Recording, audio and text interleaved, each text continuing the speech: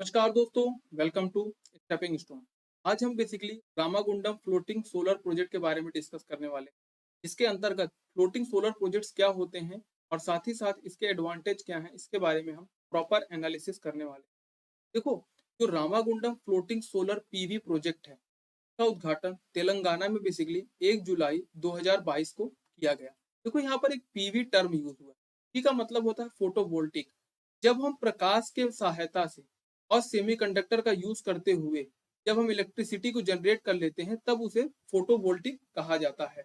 और जो ये फ्लोटिंग सोलर प्रोजेक्ट है, यह बेसिकली 100 मेगावाट का है। कितने का है? 100 मेगावाट का है। एक चीज आप ध्यान रखें कि 1 मेगावाट का जो मतलब होता है वो 10 to power 6 वॉट के बराबर होता है। और जो ये प्रोजेक्ट है हमारा, यह अभी तक का इंडिया का सबसे बड़ा project, one of the largest project है ये।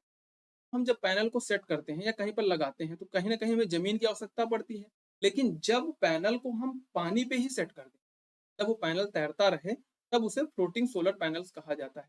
बेसिकली इसको सेट करने के लिए जो है, हमने जो है HDPE मतलब हाई डेंसिटी पॉलीथीन का यूज किया है। मतलब इसी का बना हुआ मटेरियल है जिस पर जो आपके पैनल है वो प्रॉपर तरीके से सेट किए गए हैं। और इस प्रकार के प्रोजेक्ट के लिए बेसिकली जो बांध के पीछे वाला एरिया होता है जहां पर पानी शांत रहता है और काफी ज्यादा मात्रा में होता है, साथ ही जो बड़े बड़े तालाब होते हैं वहां पर इन प्रकार के प्रोजेक्ट्स को सेट किया जाता है। अगर हम इसके हाइलाइट्स की बात करते हैं, कुछ पॉइंट्स की, जो ये रामागुंडम प्रोजेक्ट है, यह बेसिकली इन्वायरमेंट फ्रेंडली तो है ही, और साथ ही साथ जो ये प्रोजेक्ट है ये बेसिकली 500 एकड़ में फैला। कितने एकड़ में फैला हुआ है?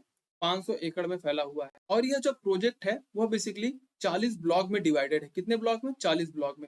और जो प्रत्येक ब्लॉक है वो 2.5 मेगावाट की जो इलेक्ट्रिसिटी है वो जनरेट करता है। अगर हम इन दोनों को मल्टीप्लाई कर देते हैं, हमें 100 मेगावाट एनर्जी जो है इससे प्राप्त होती है। साथ ही साथ जितने भी ब्लॉक्स हैं वहां पर इंक्लूडिंग कुछ इक्विपमेंट्स भी हैं जिसके माध्यम से जो इलेक्ट्रिसिटी है वो आगे ट्रांसफर की जाएगी। फिर इन्वर्टर हो गया, ट्रांसफार्मर हो गया, ऐसे जो है अलग से उसमें वहां पर इक्विपमेंट्स भी लगाए गए हैं जिसके माध्यम से जो है हम एनर्जी को आगे ट्रांसफर करेंगे।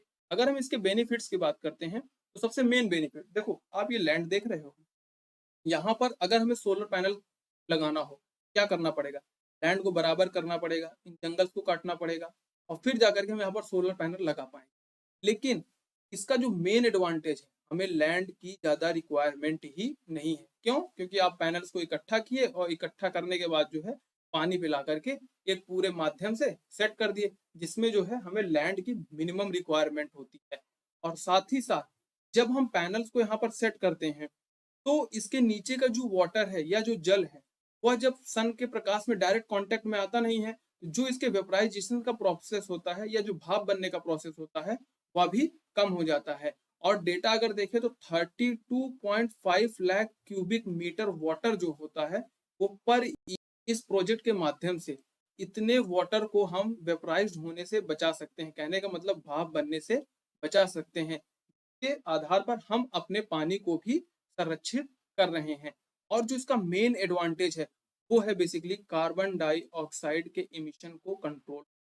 क्योंकि जितनी इलेक्ट्रिसिटी आपकी इस प्रोजेक्ट के थ्रू जनरेट हो रही है, उतनी इलेक्ट्रिसिटी लगभग 1,65,000 टन जब कोयला आप जलाते हैं तब जाकर के जनरेट होती है। और इतना कोयला जलाने से लगभग 2,10,000 टन जो है कार्बन जनरेट होता है। तो ओवरऑल हम कर क्या रहे हैं? बिना कोल जलाए एनर्जी को क्या कर दे रहे हैं? प्रोड्यूस कर रहे हैं। तो जो कार्बन डाइऑक्साइड का इमिशन है वह भी मिनिमाइज होता जा रहा है। ये तो रहा इसके बेनिफिट्स के बारे में। लेकिन ये टेक्नोलॉजी नई है, दैट्स वाई कुछ चैलेंजेस भी हैं। टेक्नोलॉजी नई है, दैट्स वाई ये अभी इंस्टॉल करने में थोड़ा एक्सपेंसिव है। कहने का मतलब जो इसके सेटअप के लिए जो एसेसरीज की रिक्वायरमेंट्स होती हैं, टेक्नोलॉजी नई होने की वजह से अभी उतनी मात्रा में उपलब्ध नहीं है, दैट्स वाई थोड़ा महंगा है। और साथ ही साथ लिमिटेड एप्लीकेशंस की बात अगर की जाए, कहने का मतलब क्या है, ये प्रोजेक्ट जहां पर आप लगा रहे हो वहां के लिए आपको क्या चाहिए? शांत पानी चाहिए, ज्यादा पानी में हलचल नहीं चाहिए। तो इसके लिए हम या फिर डैम के पीछे का पूरा एरिया यूज कर सकते हैं, या कोई बड़ा तालाब हो उसकी जगह भी यूज कर सकते हैं, और समुद्र में भी कई बार यूज किया जाता है बेसिकली जहां पर पानी में ज्यादा हलचल ना हो। साथ ही साथ वाटर बेड टोपोग्राफी की मतलब ये है कि जो ये वाटर है, वाटर के नीचे जो सतह है, उस सतह का अध्ययन आपको अच्छी तरीके से होना चाहिए, जिससे जब आप लंगर वगैरह यूज करें वो अच्छी तरीके से सेटअप कर सके, जिससे यह प्रोजेक्ट में किसी भी प्रकार के आगे चल के दिक्कत ना आए, क्योंकि प्रोजेक्ट जो है काफ़ी कॉस्टली है। बट ओवरऑल अगर हम इस प्रोजेक्ट की बात करते हैं, ये one of the best project है, जिससे हम एनर्जी तो प्रोड्यूस कर ही रहे हैं, और साथ ही साथ जो ग्लोबल वार्मिंग जैसे दिक्कतें आ रही हैं, उसको भी हम काउंटर कर सकते हैं। तो ये तो रहा हमारे लेक्चर के बारे में कंप्लीट एनालिसिस। आपकी क्या राय है इस प्रोजेक्ट के बारे में? आप कमेंट सेक्शन में ज़रूर साझा करिएगा। इसी के साथ धन्यवाद।